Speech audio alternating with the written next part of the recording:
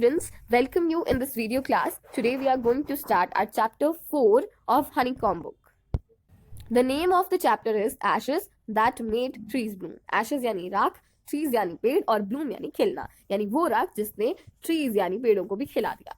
So let's start the chapter. ये chapter जो है एक जापानीज स्टोरी है. चैप्टर जो है एक जापानीज स्टोरी के बारे में है. In the good old days of daimyos. Daimyos क्या थे? 19th सेंचुरी में जो वेल्दी लोग थे जापान के, उनको डेमियोस कहा जाता था. तो उनकी उस टाइम की कहानी है. वहां पर एक ओल्ड काइंड कपल, एक बहुत अच्छा कपल रहता था अपने पेट डॉग के साथ. उनका एक पेट डॉग था, उसके साथ रहता था. उनका कोई बच्चा नहीं था, यानी उन ओल्ड कपल का कोई बच्चा नहीं था, इसलिए वो अपने डॉग को ही एक अपने बच्चे की तरह ट्रीट करते थे. उनके पास एक कुशन था जिसके ऊपर वो एक कैट की तरह लेट कर रहता था, मजे करता था और उसको बहुत सारे नाम से भी बुलाता था. ओल्ड कपल थे जो वो उस डॉग को बहुत अच्छे अच्छे नामों से भी बुलाते थे. काइंड जो पीपल थे, अच्छे लोग थे, वो क्या करते थे, वो पेट जो था, पेट डॉग था, उन्हें फिश ऑफर करते थे, उसको फिश देते थे, अपनी चॉपस्टिक्स से खिलाते थे. चॉपस्टिक्स जैसे हमारे स्पून होते हैं वैसे उनकी चॉपस्टिक्स होती है. ठीक है. If you have ever seen any cartoon, ठीक है, जापानीज कार्टून, तो आपने देखा होगा उसके अंदर चॉपस्टिक्स क्या होते हैं. तो उनके उससे खिलाते थे उसे, और बॉइल्ड राइस भी उसे खिलाते थे जितना चाहे वो जाता था. और वो उस मूक प्राणी को, डम क्रिएचर को एक अपने बच्चे की तरह ही प्यार करते थे. ओल्ड मैन जो था वो एक राइस फार्मर था, यानी कि चावल की खेती करता था. और वो हमेशा बहुत मेहनत से रोज जाता था अपना कुल्हाड़ी और अपने अलग अलग हथियार लेकर रोज जाता था अपना काम करने. ठीक है. हर दिन वो डॉग था, वो भी उनके साथ उनके काम पर जाता था. वो किसी को भी रास्ते में अगर कोई कीड़ा पतंगा, कोई स्मॉल क्रिएचर आता था, वो किसी को भी हार्म नहीं करता था. और ओल्ड फेलो जो ओल्ड मैन था वो भी बहुत ही काइंड और बहुत ही पेशेंट था. वो भी हर किसी को मदद करता था, हर किसी के साथ बहुत काइंड रहते थे. और वो बर्ड्स यानी पक्षियों को भी खाना ऑफर करते थे हमेशा.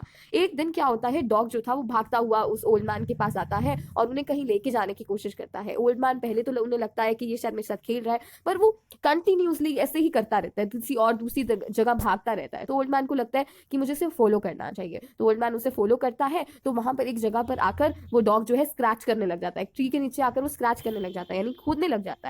तो फिर ओल्ड मैन को लगता है शायद यहाँ पर कोई मछली होगी, फिश होगी, या फिर कोई बोन होगा, यानी कोई हड्डी होगी जिसको ये चाहता है लेना. तो ओल्ड मैन खोदता है तो देखता है वहां पर बहुत सारा सोना निकलता है.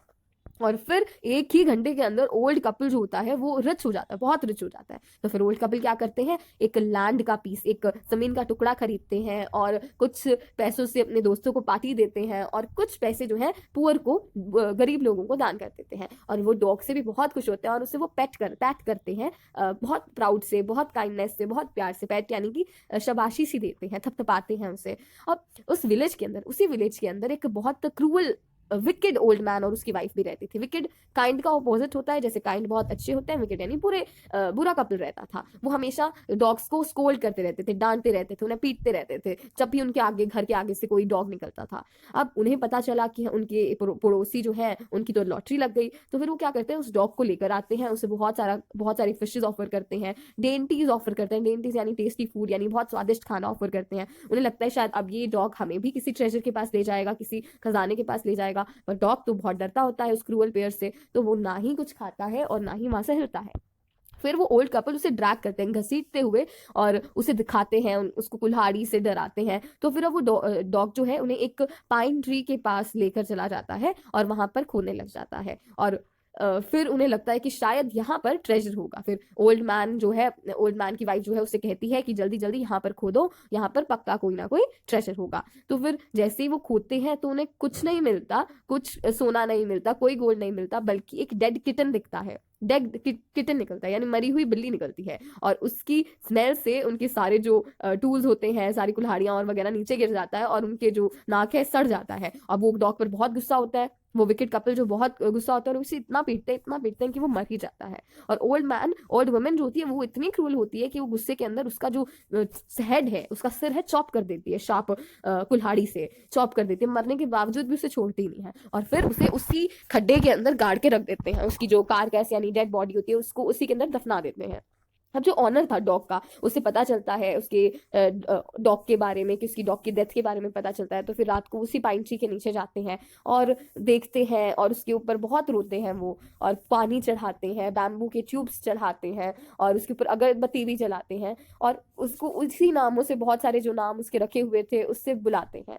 फिर उसी रात क्या होता है, डॉग जो है, डॉग की जो स्पिरिट है, उसकी आत्मा है, वो ओल्ड मैन के ड्रीम में आती है। वो कहती है कि तुम उस ट्री को, पाइन ट्री को काटो और उसका एक बाउल बनाओ और उसी बाउल के अंदर राइस की पेस्ट्री बनाओ, राइस की पेस्ट्री बनाओ और बीन सॉस बनाओ। ठीक है, ये if you have ever seen the cartoon, कोई जापानीज कार्टून देखा है तो आपने देखा होगा कि वो राइस केक कैसे बनाते हैं ना, राइस को एक बाउल में रखते हैं और उसे कूटते हैं बड़े से स्टिक से। सिमिलरली वही प्रोसेस यहाँ पर बता रहे हैं कि वो प्रोसेस तुम उसकी वुड से बनाओ, उसकी वुड से बनाओ, उस पाइन ट्री की वुड से बनाओ। ओल्ड मैन वही करता है जो उसने जो डॉग ने उन्हें कहा होता है। तो फिर वो बहुत ही लेबर से, बहुत मेहनत से उससे एक उस ओल्ड पाइन ट्री को काटता है, उसके अंदर एक होल करता है, उससे एक बाउल बनाता है और फिर एक उसी लकड़ी से एक वो भी बनाता है, स्टिक भी बनाता है, हैमर बनाता है, जिससे वो ग्राइंड कर सके, राइस को कूट सके। फिर जब न्यू ईयर आता है तो फिर वो क्या करते हैं, राइस की पेस्ट्री बनाते हैं, उससे न्यू ईयर में बनाया जाता है जापान में। तो अगर राइस डालती है ग्रानी जो होती है, ओल्ड वुमेन होती है, उसके अंदर उबलते हुए राइस डालती है और जो ओल्ड मैन होता है वो हैमर से उसको ग्राइंड करने लगता है और फिर एक डो बन जाता है उसका। ठीक है, डो बन जाता है यानी एक पेड़ा सा बन जाता है और फिर वो उसे बेक करने के लिए रखते ही हैं कि इतनी देर कि वो अचानक से सडनली एक बहुत बड़ा जो गोल्ड का हीप ऑफ कॉइन्स, मतलब कि बहुत सारे गोल्ड कॉइन्स निकलने लगता है उसके अंदर से। Old old women took hand mill and filling it with beans begin to grind. और जैसे उसकी लेती है हैंड मिल, मतलब उस चक्की के अंदर उसे डालती है, तो फिर ऐसे गोल्ड कॉइन्स की ऐसे रेन यानी कि बरसात होने लग जाती है। मीनवाइल, और फिर जो एनवियस नेबर होते हैं, वो जो पूरे बड़े लालची से, बड़े ही जेलसी से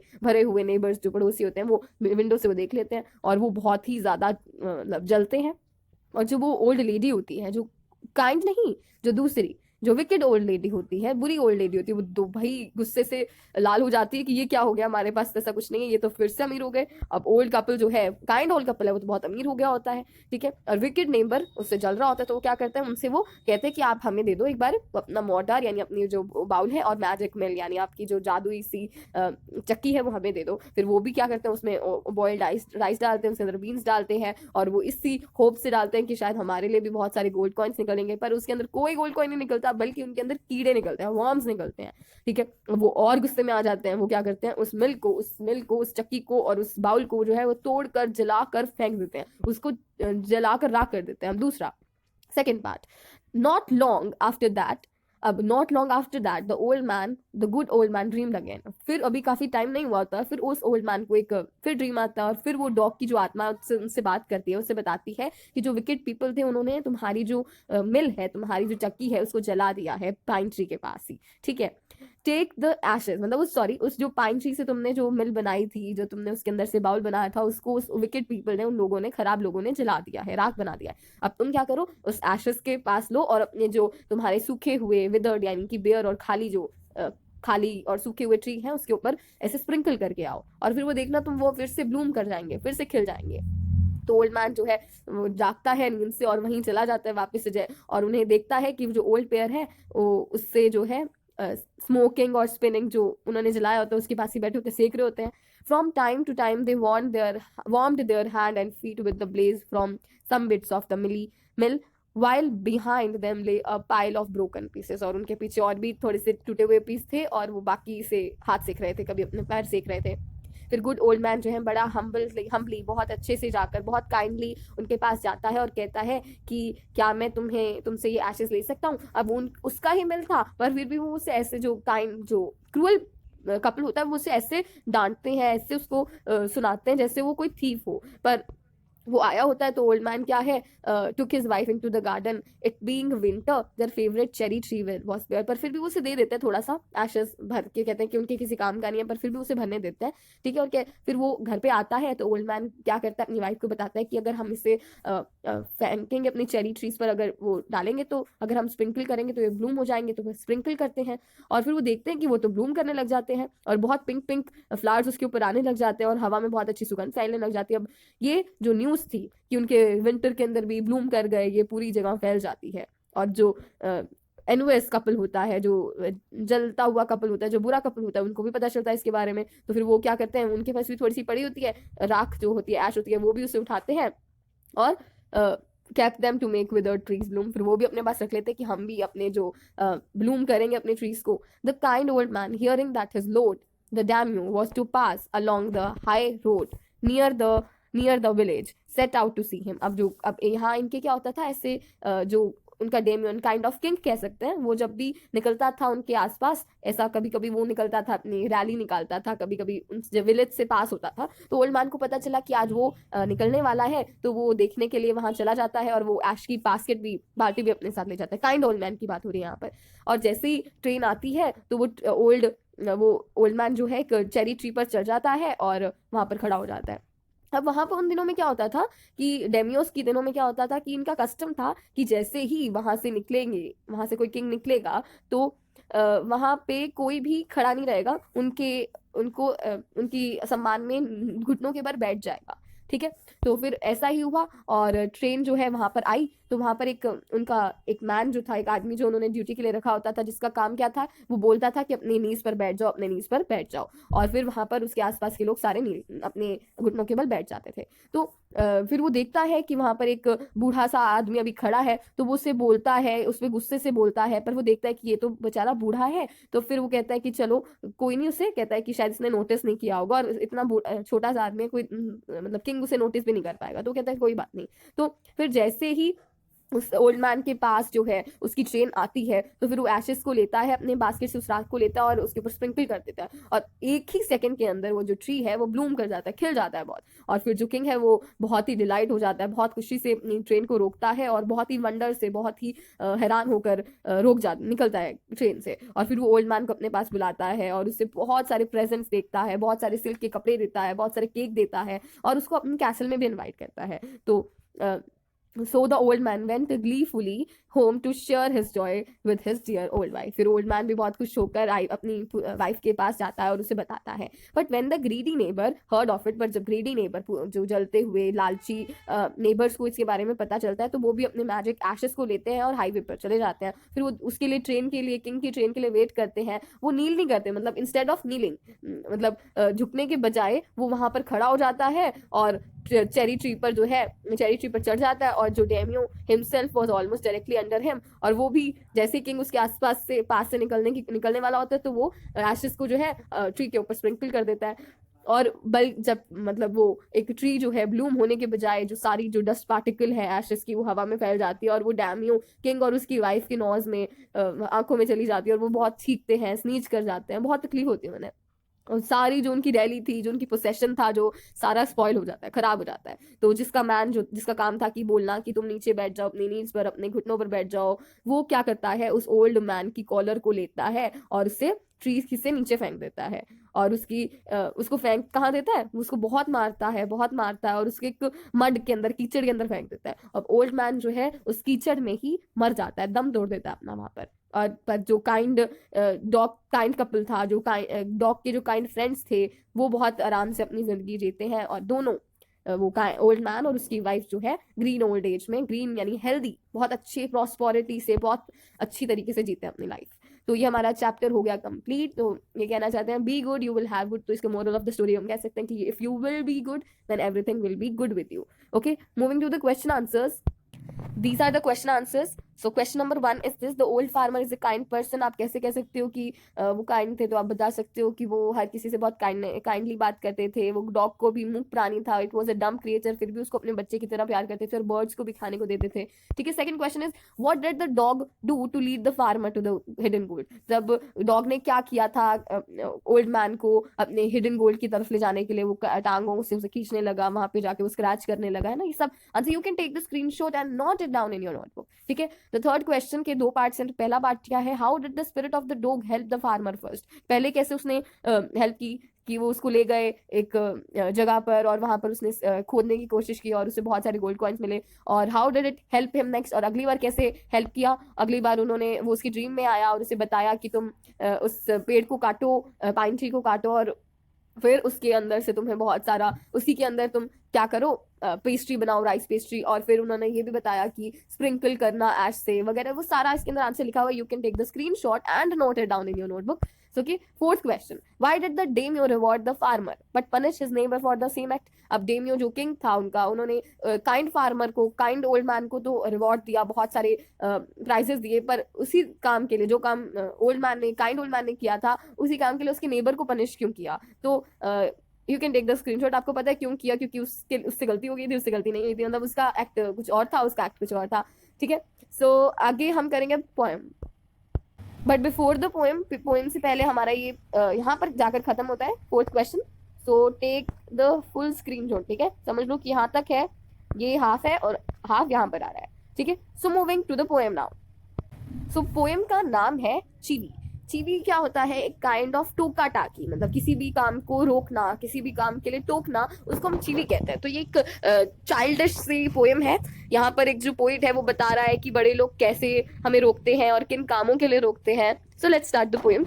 ग्रोन अप्स से थिंग्स लाइक, ग्रोन अप्स यानी कि बड़े लोग कैसी बातें करते हैं? स्पीक अप, बोलो, ढंग से बोलो, खुल के बोलो। Don't talk with your mouth full, और अपने मुंह में खाना भर के मत बोलो। डोंट स्टेयर, घूरो मत किसी को। डोंट पॉइंट, उंगली मत करो कहीं। और डोंट पिक योर नोज, अपनी नाक में उंगली मत डालो। ये सब कहते हैं ग्रोन अप्स। सिट अप, खड़े हो जाओ। और से प्लीज, प्लीज बोलो। और लेस नॉइज, धीरे बोलो। Shut the door behind you, अपने पीछे वाला गेट बंद करके आओ। डोंट ड्रैग योर फीट, ये तो बहुत कहते हैं, मतलब अपने पैर घसीट के मत चलो। Haven't you got a hanky, तुम्हारे पास हैंकी नहीं है जो तुम अपने हाथ से साफ कर रहे हो? नोजी अपनी नोज, अपना हैंकी नहीं है तो अपना हैंकी यूज करो। Take your hands out of your pockets, अपने पॉकेट से जो अपना हाथ बाहर निकालो। ये सब कहते हैं ग्रोन अप्स, बड़े लोग हमसे। पुल योर सॉक्स अप, अपनी जो जुराबे हैं उसको ढंग से पहनो, ऊपर करके पहनो। स्टैंड अप स्ट्रेट, सीधे खड़े हो। से थैंक यू बोलो। डोंट इंटरप्ट, बीच में मत बोलो। No one thinks you are funny, take your elbows off the table. और तुम्हें क्या लगता है तुम्हारी बात, तुम बहुत फनी हो? कोई किसी को भी तुम फनी नहीं लगते, तुम मजाक क्या नहीं लगते। और अपने टेबल पर ऐसे कूनी लेके मत बैठो, अपनी टेबल से कूनी हटा दो, अपनी एल्बो हटाओ। Can't you make your own mind up about anything, कि तुम खुद का कोई दिमाग नहीं चला सकते, खुद से, खुद के दिमाग से कुछ नहीं कर सकते। तो ये थी पोएम माइकल रोजन की। माइकल रोजन जो थे इसके पोएट थे। तो ये बता रहे हैं कि कैसे हमें इंटरप्ट करते हैं बड़े लोग, कैसे हमें किस किस बातों के लिए टोकते हैं। टोकने को ही हम चीवी कहते हैं, कि किसी बात के लिए रोकना, है ना। तो ये पोएम हो चुकी है हमारी complete. So let's move to the question answers. So these are the question answers. Chivvy यानी टोका टकाई करना, ठीक है, उसके अंदर हमें बड़े लोग कैसे टोकते हैं। तो पहला क्वेश्चन, ये क्वेश्चन है, आपको देखो कि when is grown up likely to say this, कब कहते हैं don't talk with your mouth full, ऐसा कब कहते हैं बड़े लोग हमें?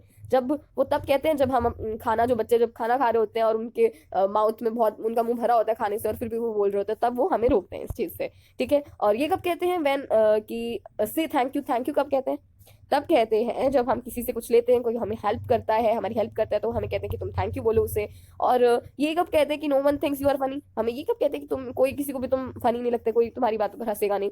अडल्ट जो बड़े, थोड़े से हमसे बड़े लोग होते हैं, वो कहते हैं कि जब बच्चे कोई एक्टिविटी करते हैं और वो फिर उससे शर्मा जाते हैं, तो उन्हें लगता है, तो वो कहते हैं कि कोई हंस नहीं रहा तुम पे, कोई तुम्हें, तुम कोई फनी चीज नहीं है जो तुम पे हंसेगा, तो शर्माओ मत ज्यादा, ठीक है। और second question, the last two lines of the poem are not prohibitions और इंस्ट्रक्शन। जो लास्ट टू लाइन्स थी हमने पढ़ी, वो कोई इंस्ट्रक्शन नहीं है। What is the adult now asking the child to do you think the poet is suggesting that this is unreasonable? Why? अब आपको पूछ रहे हैं कि अब अडल्ट क्या कहता है लास्ट टू लाइन्स के अंदर, वो इंस्ट्रक्शन तो नहीं है, पर क्या कहता है? और क्या आपको लगता है कि जो पोएट सजेस्ट कर रहा है, जो पोएट बता रहा है कि ये अनरीजनेबल है? तो आप ये क्वेश्चन को नोट कर सकते हो। These you can take the screenshot and note it down in your notebook.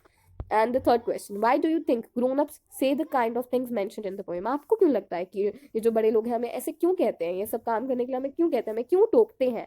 और क्या ये ज़रूरी है कि वो अपने बच्चों को अच्छे मैनर्स सिखाएं और कैसे बिहेव करना है ये सिखाएं? क्या ये ज़रूरी है चीज़ें सिखाना? So this is the answer. So that's all. ये बहुत ही छोटे क्वेश्चंस थे, बहुत कम क्वेश्चन, ओनली 3 क्वेश्चंस हैं, और इस पोएम भी बहुत छोटी थी। So that's all, thank you.